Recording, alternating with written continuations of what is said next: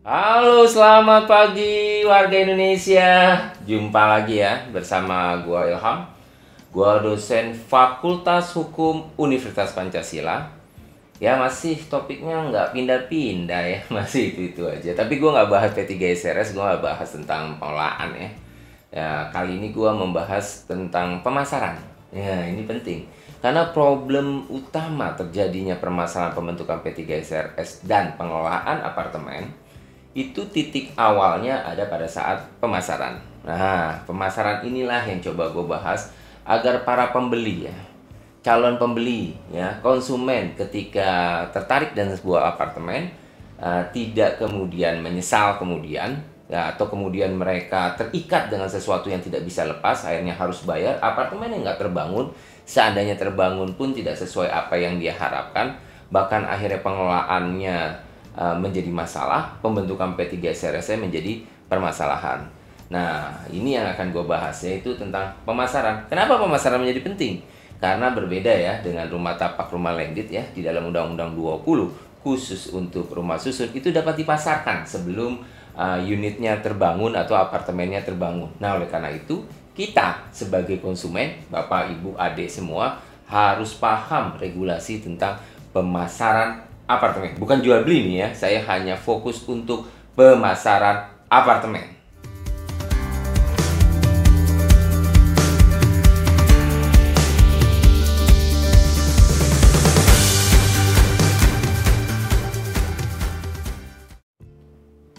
Seperti yang gue sampaikan di awal ya, yang kita bahas kali ini hanya pemasaran. Ya.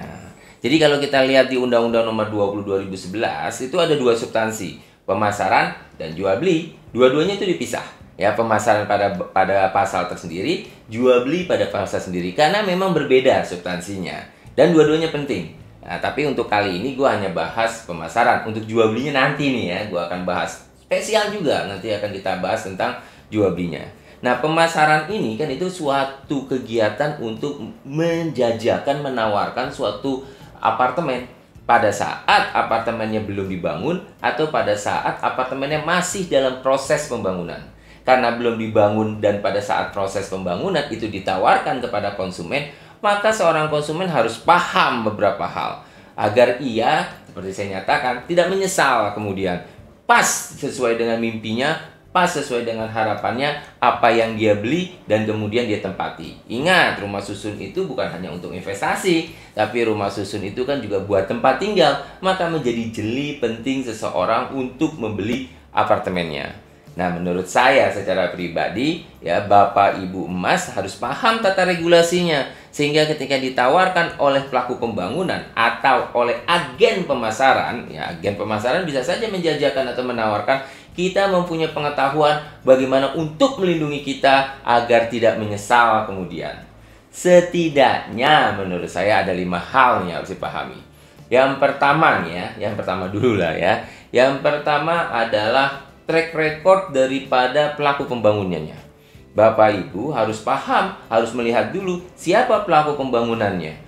Apakah dia punya rekod yang bagus atau dia memang punya permasalahan di dalam membangun apartemen yang lainnya. Tanyakan sama dia, apartemen mana saja yang sudah dibangun. Kemudian ibu bapak survei apartemen yang lainnya, apakah apartemennya bermasalah atau tidak bermasalah. Kalau bermasalah, lewat, tinggalkan. Ingat, ya perumahan khususnya apartemen ini sudah menjadi industri. Pelaku pembangunan yang sehat akan memproduksi satu apartemen dengan apartemennya itu dan rumah-rumah lainnya itu bersifat kebutuhan pendapatan mereka itu bersifatnya bagaimana? Oh, selalu dia cipta, selalu dia bangun, nggak berhenti-berhenti karena industri bagi mereka. Nah, maka teliti, ya, lihat daripada pelaku pembangunannya. Ada satu website yaitu Sikumbang, cari aja di Google, bisa kita masukkan nama pelaku pembangunan, nama perusahaannya, akan terlihat di mana rekor dia membangun apartemen atau rumah. Bisa ditelusuri di situ, yaitu bagus atau tidak, bermasalah atau tidak, sambil kita lihat ke lapangan dengan apartemen-apartemen yang sudah dia bangun. Kalau kalau pelaku pembangunannya ini punya rekod yang baik, apartemen Bapak Ibu pasti dia bangun. Ya terbangun, nggak terbengkalai, nggak mangkrak, ya pasti dia bangun. Jadi Jeli, pilih siapa pelaku pembangunannya, telusuri siapa pelaku pembangunannya, baik melalui website Sikumbang dan lihat di dalam apartemen-apartemen yang sudah dia bangun. Itu yang pertama. Yang kedua, Bapak Ibu ini, Mas Mbak ya, konsumen lah ya saya katakan ya, harus paham regulasinya. Kenapa? Karena untuk memasarkan, pelaku pembangunan itu tidak bisa serta-merta memasarkan begitu saja. Nggak bisa. Ada syaratnya, diatur di dalam undang-undang. Ada 5 syarat, tapi bagi saya 3 syarat ini yang penting Bapak Ibu ketahui. Yang 3-nya, yang 2-nya ya nggak begitu penting, tapi memang bisa juga ya Ibu baca-baca. Tapi yang paling penting bagi saya ada 3. Jadi pelaku pembangunan ketika menawarkan menawarkan produknya, apartemennya, itu tidak bisa langsung, walaupun belum terbangun, nggak bisa langsung. Ya, pengendaliannya ada pada pemerintahan daerah di dalam undang-undang, di dalam PP 12 2021. Pengendaliannya ada pada pemerintahan daerah. Jadi dia yang mengawasi nih proses pemasaran. Syaratnya nih yang penting bagi kita, bagi Bapak Ibu, bagi konsumen ada 3 hal.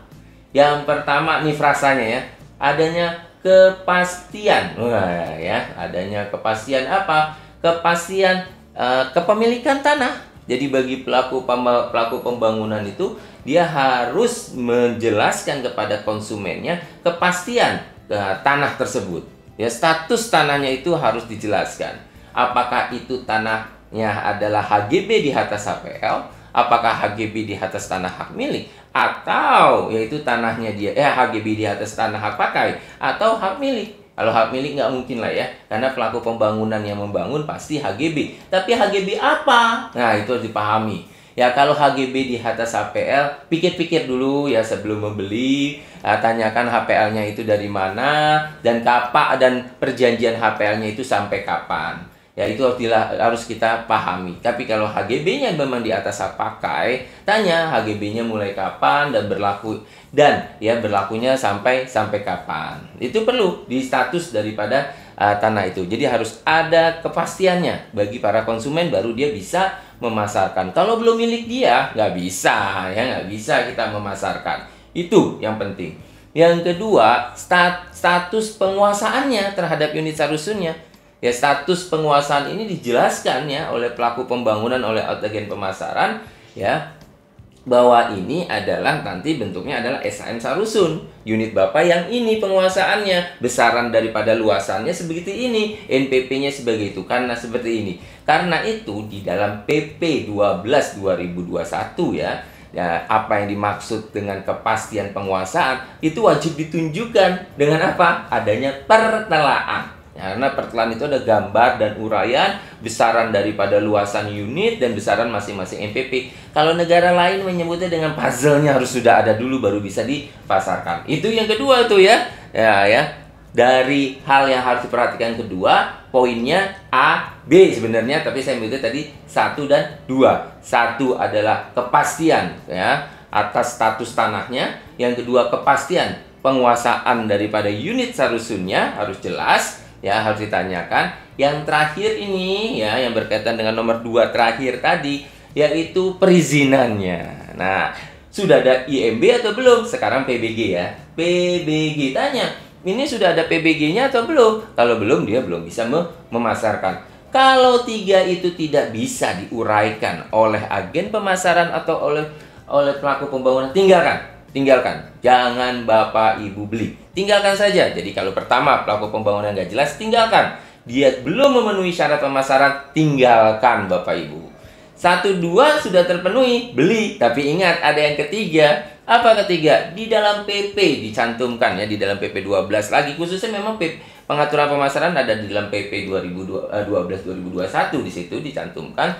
Nah, ketika Bapak Ibu sudah tertarik mau membayar, ya kan, membayar. Ini belum jual beli nih, ya, dia menyebutnya itu uang tanda jadi atau booking fee ya, dibayar ke mereka, menerima uang mereka. Nggak bisa serta-merta, ya, uang itu diterima begitu saja.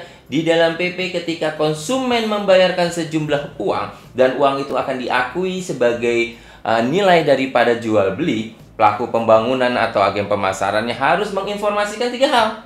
Yang pertama, kapan mulai dibangun. Harus ada itu dicantumkan secara tertulis di dalam ya kan surat pemesanan. Ada dalam surat pemesanannya. ya. Jadi tercantum di situ, ya. Kapan mulai dibangun? Nah, dicantumkan. Ya nggak bisa kosong gitu, nanti 2 tahun nggak terbangun, 30 tanah kosong terus, ya nggak ada pergerakan. Nggak bisa, harus dicantumkan kapan mulai terbangun. Yang kedua, kapan tandatanganan PPJB? Wah, yang kedua tuh penandatanganan PPJB-nya kapan? Yang ketiga, nah ini kapan serah terima unit dan AJB-nya? Jadi ketika pelaku pembangunan menerima uang pada saat pemasaran, ya pada saat pemasaran, dia harus menjelaskan 3 hal. Kapan? Nah, ini ulang ya. Kapan mulai dibangun? Kapan tanda tangan PPJB? Kapan AJB dan serah terima unitnya? Nah, bahkan nih ya secara tegas, kalau 1 dan 2 tidak bisa dipenuhi oleh pelaku pembangunan, ya tidak bisa, jangan dibeli. Nah, kalau tercantum pun itu bisa menjadi syarat pembatalan. Ternyata apa yang dia janjikan bahwa tahun depan akan dibangun, nggak dibangun. Ternyata tidak tanda tangan PPJB sesuai apa yang ada di dalam surat pemesanan itu. Maka Bapak Ibu dapat membatalkan ya pemesanan tersebut. Apa konsekuensi yuridisnya di dalam PP? Uang 100% kembali kepada konsumen. Luar biasa, sebenarnya sudah dilindungi itu. Jadi ingat, sudah laku pembangunan oke, syaratnya oke. Yang ketiga yaitu Anda Bapak Ibu bayar dalam pemesanan. Nah, perhatikan di dalam surat pemesanan tersebut ada tidak kapan dia akan membangun, kapan dia tanda tangan PPJB, kapan ya AJB dan serah terima. 1, 2 tidak terpenuhi dalam perjanjian itu, maka seluruh uang Bapak Ibu dapat kembali. Jadi kalau dia tidak mau 3 ini, tinggalkan, jangan dibeli. Tinggalkan, jangan dibeli. Bahaya nanti ibu sistemnya mengangsur secara membayar DP-nya diangsur. Begitu sudah masuk semua, ibu tidak perhatikan, nggak dibangun-bangun Bapak Ibu ya, maksud saya ya, nggak ibu ya, Bapak Ibu, mbak ya, ternyata tidak dibangun-bangun, itu sangat berbahaya Bapak Ibu. Nah, itu yang ketiga. Jadi dia harus menyampaikan hal itu. Yang keempat, nah tadi saya menyebut ada yang disebut dengan surat pemesanan. Nah, surat pemesanannya dibaca pelan-pelan. Hati-hati. Di depan memang ada nomor unit, perjanjian harga, cara pembayaran dan lain sebagainya. Ya, tapi di belakangnya itu ada perjanjian atau di bawahnya ada klausula-klausula perjanjian, padahal itu surat pemesanan. Baca surat pemesanannya. Hati-hati baca. Kalau memang Bapak Ibu mempertanyakan, oh ini memberatkan saya, diskusikan dengan agen pemasaran atau pelaku pembangunan. Kalau tidak ada kesepakatan, tinggalkan, jangan dibeli. Jangan dibeli, tinggalkan, jangan dibeli. Wah, kok begini nih? Kalau saya misalnya kesalahannya di pelaku pembangunan gak bangun-bangun, uang saya dianggap hangus. Waduh, berbahaya ini. Kalau saya tidak datang ketika menandatangani PPJB, maka jual beli dianggap batal. Uang saya hangus juga. Wah, bahaya ini. Itu bertentangan itu ya dengan PP. Ibu Bapak baca. Ya, baca hati-hati surat pemesanan Bapak Ibu. Kadang-kala di surat pemesanan itu ada substansi-substansi yang mengatur objek jual beli ke depan, bagaimana hak kewajiban Bapak Ibu ketika sudah menempati. Itu nggak bisa. Itu substansinya khusus pemesanan harusnya. Pemesanan, baca hati-hati. Ini bukan jual beli ya, bukan. Saya belum menyatakan jual beli. Ya, ini baru pemasaran dan lahirlah surat pemesanan. Hati-hati, baca. Jadi yang keempat, baca hati-hati surat pemesanan. Yang terakhir, kalau saya ditanya, yang terakhir ini, jadi saya mau amannya belinya kapan? Kalau sudah terbangun 20%. Ya, kalau sudah terbangun 20%, lebih baik di situ Bapak Ibu ya akan melakukan transaksi pemesanan ataupun jual beli. Sebenarnya 20% ini syarat jual beli, tapi kita tarik aja lebih aman, ya kita mau membeli unit itu menggunakan syarat jual beli. Yaitu apa? Harus sudah terbangun 20%. Jadi sudah ada konstruksinya, perizinannya sudah jelas, tanahnya sudah jelas ya, status tanahnya udah terbangun 20%, baru ya lakukan transaksi di sana. Ya, kalau sudah terbangun 20% sebenarnya sudah bisa langsung PPJB. Tapi misalnya pengurusan proses PPJB-nya juga memasang waktu, tapi setidaknya bangunan sudah terbangun 20%. 20% dari mana? Siapa yang menilai? Di dalam undang-undang, di dalam PP 12, dia harus menunjukkan keterbangunan 20% yang sudah siap itu dari seorang teknik bangunan gedung.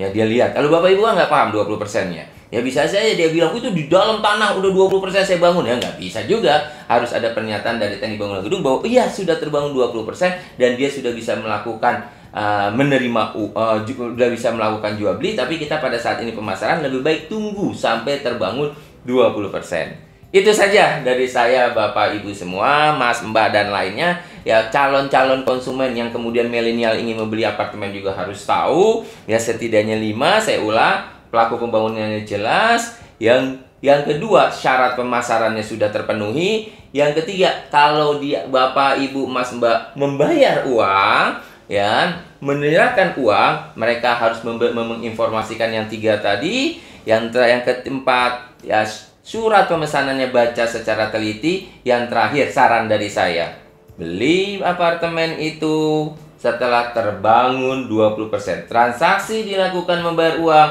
lebih aman kalau sudah ada keterbangunan 20%. Itu saja. Sampai ketemu pada vlog yang lainnya. Yang akan saya bahas khusus adalah jual beli. Jual beli ada syaratnya juga. Nggak bisa terima uangnya berapa banyak. Ada syaratnya, nanti kita bahas. Tapi saat ini kita pemasaran dulu. Salam sehat, jaga sehat semuanya. Dan jangan lupa selalu bersyukur.